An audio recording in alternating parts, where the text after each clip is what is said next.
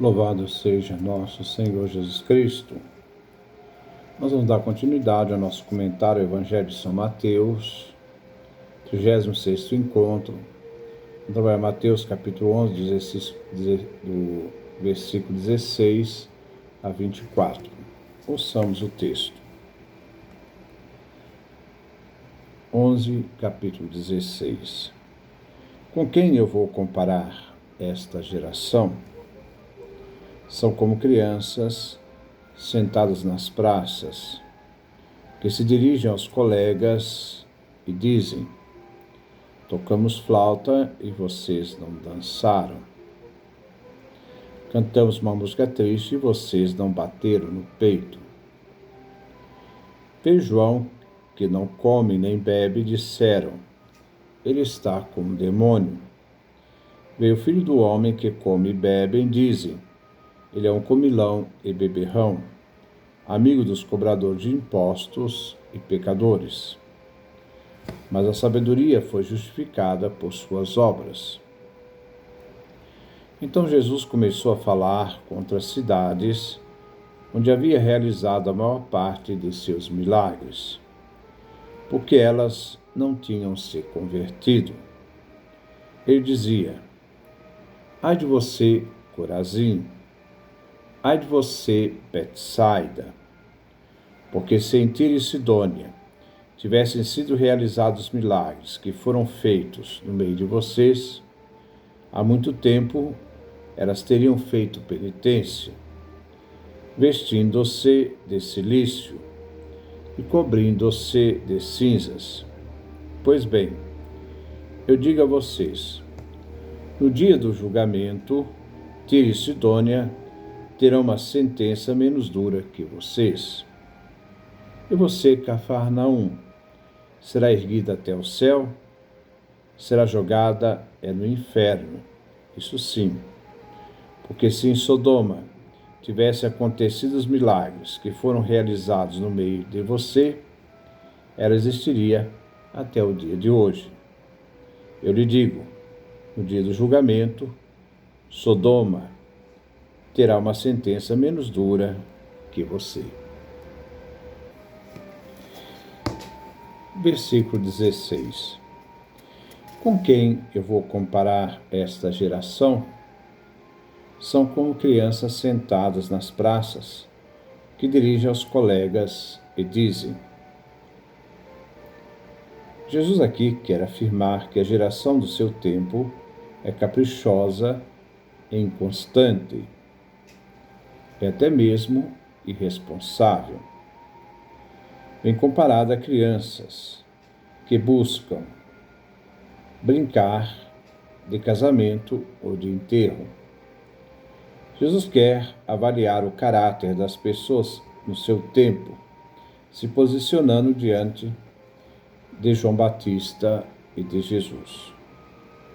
O próprio Jesus foi percebendo que no início as pessoas o seguiam com grande entusiasmo e está experimentando agora o progressivo distanciamento do povo, enquanto as autoridades judaicas faziam aversão cada vez maior a Jesus e sua obra. Versículo 17. Tocamos flauta e vocês não dançaram. Cantamos uma música triste e vocês não bateram no peito.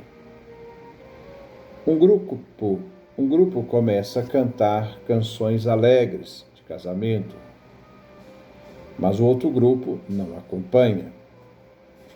Então, eles experimentaram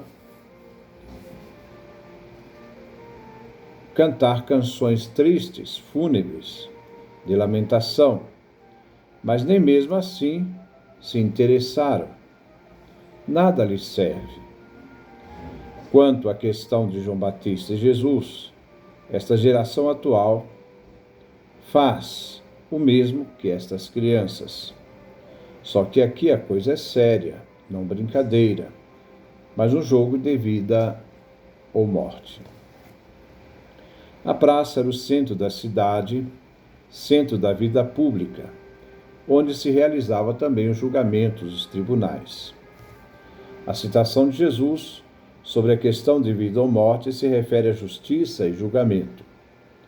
Será esta geração e seus líderes que condenam João Batista e Jesus, que essa geração que será condenada.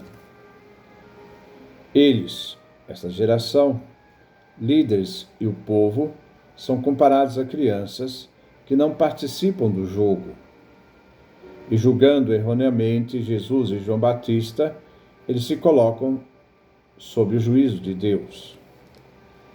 Aqui Jesus quer colocar à vista, a descoberto, a atitude do povo diante de qualquer proposta divina.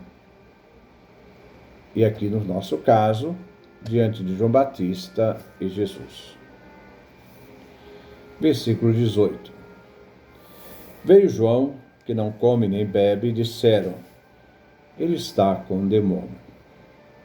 João veio. Sua missão profética. Ele não gozava da simpatia das autoridades judaicas, que atribuíam a sua vida austera, afirmando que ele estava com um demônio. João não lhes servia e não dançava segundo a flauta das autoridades, que o consideravam um louco, culpado também da sua própria morte. Não houve acolhimento ao apelo à conversão que João Batista anunciava, ele que era um homem austero. Versículo 19. Veio o filho do homem que come e bebe, e dizem: ele é um comilão e beberrão, amigo dos cobradores de impostos e dos pecadores. Mas a sabedoria foi justificada por suas obras. Jesus trouxe um anúncio alegre, despido de qualquer aspecto ascético. E o povo, as autoridades, chamados à conversão, recusaram o alegre anúncio de Cristo. Jesus anunciava o tempo da plenitude, em que não se devia jejuar. Ele tem misericórdia com os desprovidos da vida e dignidade na sociedade judaica, cobradores de impostos e pecadores. Ele senta com eles, faz refeição e bebe. Então o chamam de comilão e beberrão, um desprezo total à sua pessoa. A sabedoria foi reconhecida, justificada pelas suas obras. Aqui Jesus usa um sentido irônico, em razão da sabedoria desta geração, cujas obras consistiam em rejeitar João Batista e depois o próprio Jesus. Diferente da sabedoria de Deus, que é justificada, reconhecida e proclamada através das obras de João Batista e de Jesus, apesar dessa geração se opor a esta sabedoria divina. Versículo 20. Então Jesus começou a falar contra as cidades onde havia realizado a maior parte de seus milagres, porque elas não tinham se convertido. Agora Jesus se adianta a um juízo. Não é hora de brincar, a exemplo das crianças na praça. Chegou a hora em que se deve decidir sobre a vida ou a morte. A indecisão é falta de fé, é negação de Deus. Se o povo não acreditou em suas palavras, ao menos deveriam crer nas obras que ele realizou. Nem mesmo as cidades que Jesus fez muitos milagres se converteram. Versículo 21. Ele dizia: ai de você, Corazim, ai de você, Betsaida, porque se em Tiro e Sidônia tivessem sido realizados os milagres que foram feitos no meio de vocês, há muito tempo elas teriam feito penitência, vestindo de saco e cobrindo-se de cinzas. Os ais anunciava a desaprovação de Deus e o julgamento de um povo desobediente e um povo apático.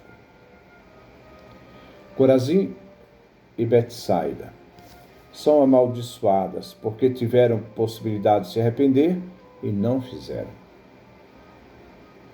Tiro e Sidom, situadas ao norte da Palestina, eram consideradas cidades pelos profetas, eram consideradas cidades como exemplo de soberba e vanglória, de riqueza autossuficiente, como encontramos no profeta Isaías, capítulo 23, no profeta Ezequiel, do capítulo 27 ao capítulo 28. Sacos e cinzas eram usados como sinal de luto e penitência. Sacos também chamado silício. Se essas cidades, Tiro e Sidônia, consideradas malvadas, se arrependessem, poderia-se então perceber a rejeição que se daria a Corazim e Betsaida, porque elas não reconheceram a identidade de Jesus através das obras dos milagres. Versículo 22. Pois bem, eu digo a vocês, no dia do julgamento, Tiro e Sidônia terão uma sentença menos dura que vocês. Assim, Tiro e Sidônia, por acreditarem a partir dos milagres, as obras de Jesus, teriam uma sentença menos dura no dia do juízo do que Corazim e Betsaida, que viram as obras de Jesus e não se converteram, não fizeram penitência. Versículo 23. E você, Cafarnaum, será erguida até o céu, será jogada no inferno. Isso sim, porque se em Sodoma tivesse acontecido os milagres que foram realizados no meio de você, ela existiria até o dia de hoje. Agora Jesus se volta a Cafarnaum, cidade de Pedro e André, onde Jesus residia, na casa de Pedro. Essa cidade terá um juízo superior ao de Sodoma. Sodoma era o tipo da cidade malvada, que foi destruída por condenação divina, como nós encontramos no livro de Gênesis, capítulo 19, versículo 24 a 28. Cafarnaum se recusou ao apelo da conversão. As cidades da Galileia não se converteram, não fizeram penitência. O comportamento de Cafarnaum foi injustificável, culpável, porque a pregação, o anúncio de Cristo, acompanhado por diversos milagres, trazia sinais evidentes da sua origem divina. Sodoma seria tratada diferente. Ela não seria destruída, porque ao ver os sinais de Deus, ela teria se convertido. Versículo 24. Eu lhe digo, no dia do julgamento, Sodoma terá uma sentença menos dura que você. A sentença dada a Sodoma será menos dura do que aquela que será dada a Cafarnaum no dia do julgamento, o dia do juízo. As cidades que rejeitaram a oferta da graça divina e não se converteram terão sentenças mais duras. A oferta é feita a todos.